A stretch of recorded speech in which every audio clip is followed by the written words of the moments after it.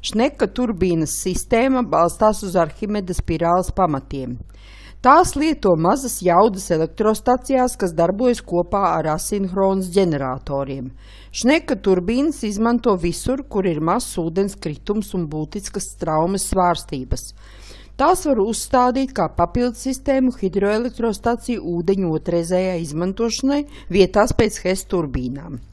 Sistēmas priekšrocības – vienkārša konstrukcija, iekārtas ilgmūžība, augsts liederības koeficients, turbīna strādā bez traucējumiem pie lēnām straumēm, vienkārša apkalpošana, nekaitīga videi, skābina ūdeni un uzlabo ūdens kvalitāti. Šneka turbīnas darba princips ir sekojošs. Brīvi tekošs ūdens tek uz šneka turbīnu un ar savu masu iedarbina šneku visā garumā. Pēc pēdējās vītnes ūdens iztek šneka ūdeņu notekā. Mēs piedāvājam šneka turbīnas konstrukciju, kura ir uzstādīta pātrinājuma kanālā, kurš savukārt ir uzstādīts upes brīvajā plūsmā peldošā stāvoklī. Ūdens kritumu mēs radam pašā pātrinājuma kanālā. Mūsu konstrukcijas galvenās priekšrocības ir sekojošas.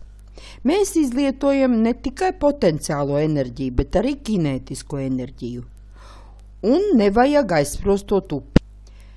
Mēs izstrādājām matemātisku modeli un veicām pētījumus ar pātrinātāju Rīgas HES kanālā, un visi mūsu minējumi izrādījās pareizi.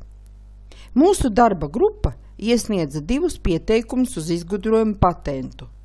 Esam saņēmuši 2 pozitīvas atsauksmes no Mazo HES asociācijas un SIA Eko osta.